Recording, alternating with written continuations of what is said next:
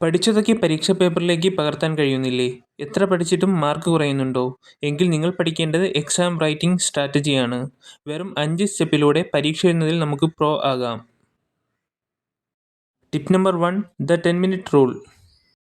പരീക്ഷയ്ക്ക് മുൻപ് കിട്ടുന്ന 10 മിനിറ്റ് അല്ലെങ്കിൽ 15 മിനിറ്റ് കോൾ ഓഫ് ടൈം വെറുതെ ഇരിക്കാനല്ല, നിങ്ങളുടെ വിജയത്തിനുള്ള പ്ലാനിംഗ് ചെയ്യുന്നതിന് വേണ്ടിയാണ്.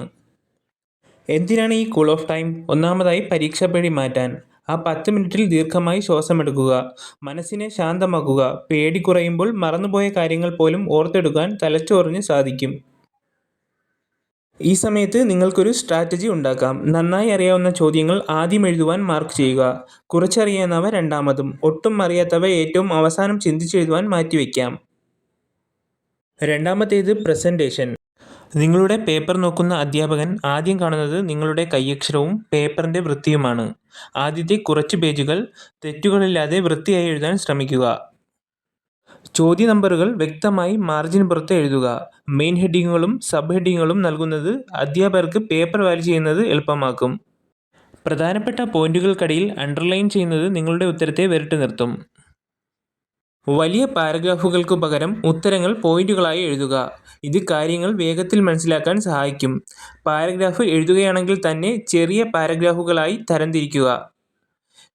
എഴുതുമ്പോൾ തെറ്റ് പറ്റിയാൽ ഒരു വര വരയ്ക്കുക. പേപ്പറിൽ കുത്തി വരയ്ക്കുന്നത് പേപ്പറിൻ്റെ ഭംഗി നശിപ്പിക്കും. Tip number 3, time management. 1 മാർക്കിൻ്റെ ചോദ്യത്തിന് 10 മിനിറ്റ് കളയരുത്. ഓരോ ചോദ്യത്തിനും എത്ര സമയം വേണമെന്ന് മുൻകൂട്ടി നിശ്ചയിക്കുക. ഓരോ സെക്ഷൻ കഴിയുമ്പോഴും സമയം ചെക്ക് ചെയ്യുക. പലരും ചെയ്യുന്ന തെറ്റാണ് ഒന്നാമത്തെ ചോദ്യം മുതൽ ക്രമത്തിൽ എഴുതാൻ ശ്രമിക്കുന്നത്. അറിയില്ലാത്ത ചോദ്യത്തിനു മുൻപിൽ ആലോചിച്ച് നിന്ന് സമയം കളയരുത്. പകരം 100% ഉറപ്പുള്ള ഉത്തരങ്ങൾ ആദ്യം എഴുതുക. ഇത് നിങ്ങളുടെ ആത്മവിശ്വാസം വർദ്ധിപ്പിക്കുകയും ഒപ്പം വേഗതയും കൂട്ടും. Tip number 4, active recall in writing. അറിയാത്ത ചോദ്യങ്ങൾ വന്നാൽ എന്ത് ചെയ്യണം? അവിടെയാണ് ബ്ലർട്ടിംഗ് മെത്തേഡ് അല്ലെങ്കിൽ ആക്റ്റീവ് റീകാൾ. ആ ടോപ്പിക്കുമായി ബന്ധപ്പെട്ട് ഓർമ്മ വരുന്ന കാര്യങ്ങൾ ഒരു സൈഡിൽ റഫായി എഴുതുക. അത് വെച്ച് ഉത്തരങ്ങൾ ഡെവലപ്പ് ചെയ്യാം. Tip number 5, final revision. അവസാനത്തെ 10 മിനിറ്റ് റിവിഷൻ വളരെ പ്രധാനമാണ്. എല്ലാ ഉത്തരങ്ങളും എഴുതിക്കഴിഞ്ഞാൽ പേപ്പർ വേഗം കൊടുത്ത് ഇറങ്ങിപ്പോകരുത്. ക്വസ്റ്റ്യൻ നമ്പറുകൾ കറക്റ്റ് ആണോ എന്ന് ചെക്ക് ചെയ്യുക. പോയിന്റുകൾ കൂട്ടിച്ചേർക്കാനുണ്ടെങ്കിൽ കൂട്ടിച്ചേർക്കുക. ഓർക്കുക, പരീക്ഷകൾ നിങ്ങളുടെ അറിവിനെ അളക്കാനുള്ള ഒരു വഴി മാത്രമാണ്. ടെൻഷൻ അടിച്ച് സമയം കളയാതെ ആത്മവിശ്വാസത്തോടെ ഓരോ ചോദ്യത്തിനെയും സമീപിക്കുക. നിങ്ങൾ കഠിനാധ്വാനം ചെയ്തിട്ടുണ്ടെങ്കിൽ അതിൻ്റെ ഫലം തീർച്ചയായും നിങ്ങൾക്ക് ലഭിക്കും. എക്സാം എഴുതാൻ പോകുന്ന എല്ലാ കൂട്ടുകാർക്കും ഓൾ ദി ബെസ്റ്റ്.